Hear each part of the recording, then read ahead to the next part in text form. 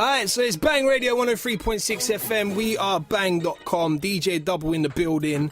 Introducing my special guest for today. LeaAnna's in the building. Yay! You look mad excited to be here. You sound excited that I'm here, but I am excited to be here. Good. I am excited you've been here as well. You know why? Because I haven't heard from you for ages. Yeah. It's been a minute, man. Yeah. Come on, spill the beans. Where have you been, LeaAnna? I've just been recording, doing stuff, just taking the time to, perfect my craft and make sure that I know who I am as an artist. Mm-hmm. Make sure the people know as well. Yeah. But it's more important for me to know who I am, what I want to do. That way that I can fully 100% support myself and put out the best music that I can put out so that people can like it. Right, I like that, man. I love that. That's the best opening statement to an interview ever. She disappears, she's finding herself. I like that. So last time we spoke, you just mentioned actually, so last time I saw you was so long ago, we were all shooting the video for Styler G's Call Me a Yardie. That was the last time I saw you, I remember. That's mad, that's mad. So since then, I believe you went out to Jamaica, right? On a musical trip, was it? Did I go to Jamaica? I heard a whisper asking me if you went. I'm asking you. I know you did. I always go to Jamaica so often, all the time. Is this musical trips or is it family visits or what is it? It's a mixture of both. I mean, Jamaica is like where my whole career started from. Mm-hmm. It's just everything to me. Where like musically, it's where I've realised I actually want to be an artist. So it's just a mixture of both. I've got my family out there, and I do my music, and it's just lovely. It's lovely. So what's happening? Is there any secrets that you've got? Any collaborations from Jamaica? Well, you're holding on to. Yes, I'm holding on to. You know me, I'm a holder. I hold everything. All right. So anyway, one thing I want to really quickly revisit before we talk about your new stuff, the song that really brought my attention to you, Kisses. Yeah. I heard a rumour. Are we allowed to discuss anything to do with this song? No. All right, well, let's do it anyway. I heard a rumour about the song that there's a possibility, you can just deny or confirm. There's a possibility that there might be a version out there with a big artist on it and it might be re-recorded by someone. Is that true or are you just denying all knowledge? Anything's possible with me. I'm a writer before an artist, so anything's possible. I just say basically that means yes. It doesn't mean yes, DUBL. It doesn't mean yes. Don't pry. But I'm not gonna say anything for now. Well, I'm looking forward to what may or may not happen with that record. Kisses anyway. is a big track, so whatever happens, it's gonna be big. There you go. So that is all I will say. Yes. I like that. Let's talk about the new music. So we just played the title track from the mixtape, Take Control. Mm-hmm. And one thing I noticed through the whole mixtape, you got a different style now. Do you think so? I think so. It feels to me like you're exploring new genres in the sense that before you were very, very, very dancehall and reggae orientated. And to me now it's almost exactly how you said. You're finding yourself and finding what you like. And it seems that the R&B singer in you is starting to shine a little bit now as well. Yeah. So would you say this whole mixtape's like new music, new direction for LeaAnna? I don't know if it's a new direction. It may sound like a new direction to people because they haven't really heard a lot of music from me that has a difference. But to me, it just felt like when I started to do this mixtape, that's what came out, and I was like, wow. I just feel like there's a part of me that will always be a dancehall artist, but then I don't want to be stuck there for the rest of my life, and whatever happens. As artists, we have the right to just explore, and that's how you create new things, that's how you create new genres, that's how you set new trends, and that's just how you do something different. The key word is new. New, I like that. So let me ask you one question. When we first met, those few years ago, it was me interviewing you. Yeah. I found out something so interesting and unexpected when I asked you about the way that you wrote songs. Everyone your musical writing process. That. Mum's here nodding away. Yep. Now, I loved discovering this because I did not expect it at all. Do you still get into the wardrobe to write your music? I do, but since then, I've moved from my mum, so I don't have that special wardrobe anymore. Yeah, but I do. If I need to like really block it out, but since I've told you that, I've learned something that I didn't know. Someone said to me, when you go into the wardrobe, you'll be publicly blessed, and I didn't know that. So what do you mean by that? This is a saying, or this is a saying, like a saying. Right. When you go into your wardrobe and to do something, you'll be blessed publicly. Right. And I felt like that. As soon as they said it to me, I felt like that's what happened to me when I went in there to write kisses. But it wasn't my intention to I'm going to go in here and I'm going to write a song. I went in there and I wrote 2 songs, and I said the one that comes to me again in the morning, as soon as I wake up, that's the one I'm going to record.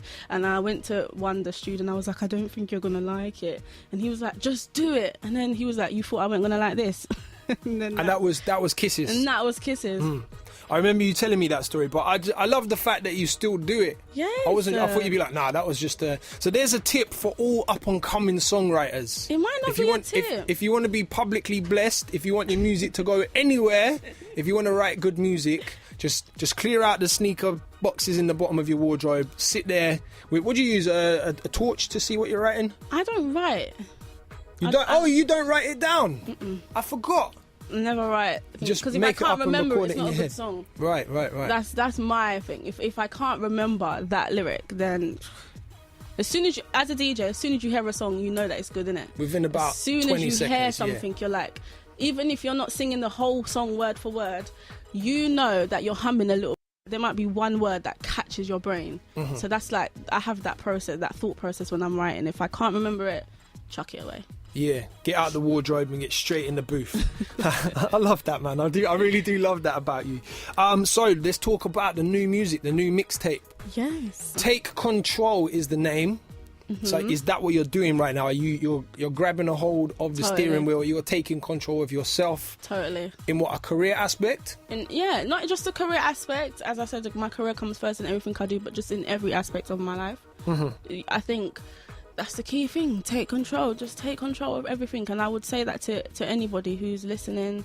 Take control. If it's your life, your career, take control of it. Don't let anybody else take control of it. You'll end up regretting. That's it. That sounds like that's coming from the heart as well. It is coming from the heart, and it's something that I would tell anyone, my family members, my friends, and the people who support me, I consider them family and friends to me. So I would tell them, take control of your life. Yeah, it's good advice, man. So describe the mixtape to me. The mixtape is I tell you, it's a journey. It is a journey. I remember the first song I recorded for the mixtape was Take Control. And as soon as I recorded it, I was like, I'm gonna call this mixtape Take Control. And then I came up with another name, and then the song that I wanted to call the mixtape ended up not putting it on the mixtape. And then Take Control, it just, at the last minute, I was like, you know what, it definitely has to be Take Control. But it's just a journey. This mixtape, believe it or not, I recorded a lot of it at my house, but on my own. No one there, kicked everyone out. Get out, don't come. And I need to record. And it was just like just like between me and Wundah, I recorded this track and I'd send it to him, and then he'd mix it and send it back, and we had so much fun. It was just a different way of us working together. Normally I would go to him, but it was like me recording at home and just doing everything by myself peacefully, and then sending it to him, and he'd mix it and do whatever, and we just back and forth like that. Yeah, that's brilliant. You guys have been working together for a long time as well, huh? Yeah. So how's the relationship between you and Wundah? It seems to me, from Wundah's perspective, everything's tight, everything's good, things are moving. Obviously you just finally got the mixtape out there. Yeah. What's the process with you guys like? Are you at the point yet where you're kind of really gelling together, or is there much creative conflict? Are you doing something and he's saying no, it's not right, and vice versa? There's never been a creative conflict between me and Wundah. Sometimes I can't describe it. It's as if we can read each other's minds musically. Because I'll be writing and then he'll be like, you should say something like, I And I'm like what? And then I was saying, he'd be like, yeah, like that. But Yeah. it's so cool. We're like brother and sister. It is so cool. That's perfect. That's a So beautiful cool. thing to hear, man. So let's talk about one single in particular that's standing out to me. One that I think this is probably the spearhead of the whole campaign. Money Over Man. Yeah. Is that right? So talk to me about Money Over Man. I'm not feeling the love really about this, you know. I knew you was gonna say that. Come on. It's just like basically, I am a female, and I feel like a lot of the time men feel like they are the only ones who can do big things, and it's not necessarily. Like, some females are very clingy, and I'm not one of them. Like, I don't want to be like, oh, you're out there making your money, I'm making mine too. Do you get what I mean? I think all relationships should have that kind of balance. No disrespect to men. Good. I'm glad you put that one in there. Thank you. No, but and there's no disrespect to females. Your choice of having a relationship is your choice, but that's just how I feel. Do you by any chance listen to a lot of Beyonce? Oh, what? What? Right, we found the source of the problem. It's not the source of the problem. It is not the source of the problem. It might be a little bit, but I'm not gonna blame her. She's to blame for nothing. She's the queen. Yeah. Right, okay. Anyway, let's get into the chat, man. It's Money Over Man. LeaAnna's in the building. Let's listen to this and talk some more straight on the other side. Yeah, that's sick. Money Over Man by Beyonce. I mean, by LeaAnna. Ah, funny. So it's taken from the Take Control mixtape that we're talking about right now. Wonderful track, I'm going to add. Thank I you. really enjoyed it. Apart from the man bashing. It's not man bashing. Look how much tracks out there are female bashing. No, I don't play those kind of musics right here. Yeah, right. Anyway, let's move it straight on before we get into some fisticuffs. Remix. There's a lot of remixes and covers on the mixtapes. I say a lot, but there's a couple on there. Yeah. Drake. There's a Wale track you did as well. Is that the kind of stuff you're listening to right now, like the new R&B hip hop? Yes, I love it. I love it. Love it. So what's your favourite thing right now? What are you really listening to? Beyonce's album. I listen to. Obviously. I listen to that like 3-4 times a day, minimum. Seriously, it's 3-4 bad. times a day minimum. No, seriously, it's bad. And Drake's album, like, it's bad. I'm a confessed addict. It's bad. It is bad. So which one's your favourite record on Beyonce's album? Let's just go through this quickly. Get it out your system. Drive it, roll up the partition, please. Yeah, I'm gonna say it. Hold on. There. I actually think that is my favourite record on the album too. Really? It is indeed. I like it too. I love the video, and I think Beyonce, she just bridges the gap between like classy and trashy. Like, you get what I mean? Like, she will sing stuff that some people can't do it. It's just people can't do things the way she does it. She just is. Enough said. Anyway, this is not Beyonce's interview. This is mine.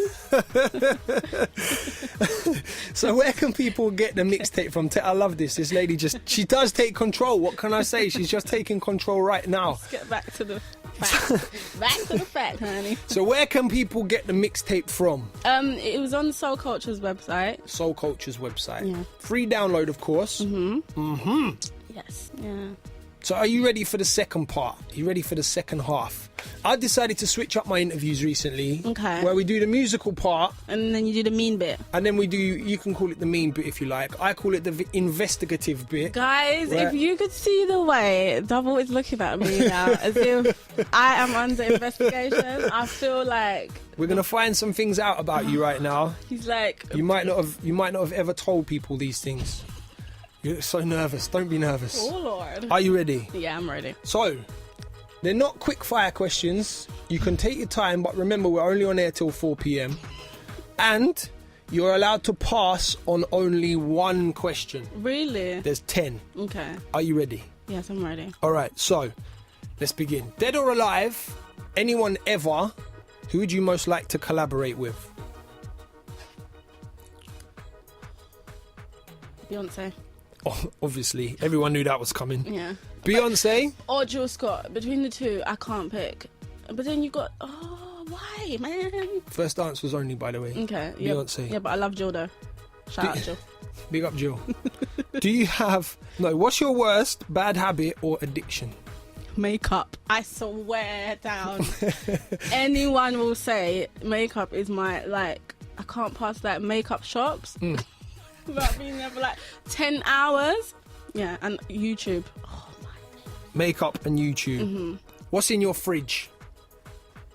Meat. Rice. Makeup. Juice. Everything's in my fridge. My fridge is packed to capacity. Oh, that's good. You're living well out here, man. This mixtape's flying off. All right, so would you rather go back in time and change something in your past, or go into the future and see your future? I've go into the future and see my future. Any justification with that, or is that it? Because I just believe that everything that happens in the past, it adds to your character. I like that. I like it. If you were a superhero, what would be your weakness? My weakness? I don't know. Don't cry. It wouldn't be makeup. Because as a superhero, you have to wear makeup. It'd probably be alcohol. All right, fair enough. Let's move to the next one. Yeah.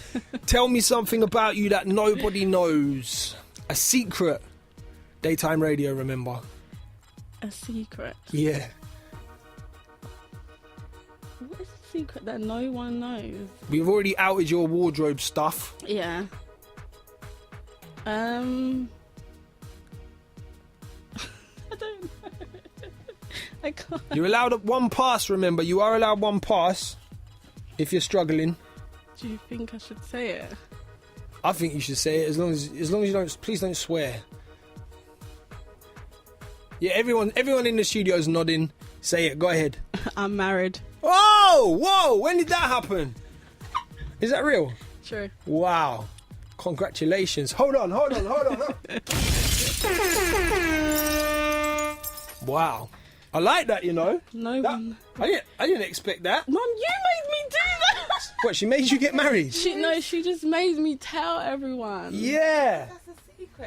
Well, yeah, that is. You just got a really big exclusive. Wow! No one knows. Congratulations, that. Firstly. There's about 5 people in the world who know that.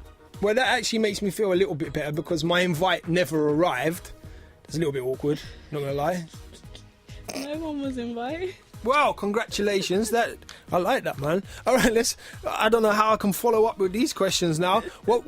They seem pretty boring, to be honest. What was the first song that you bought? First song that I bought. Actually, I'm gonna change this. What was your wedding song? What did you dance to at your wedding? Kirk Franklin, Love.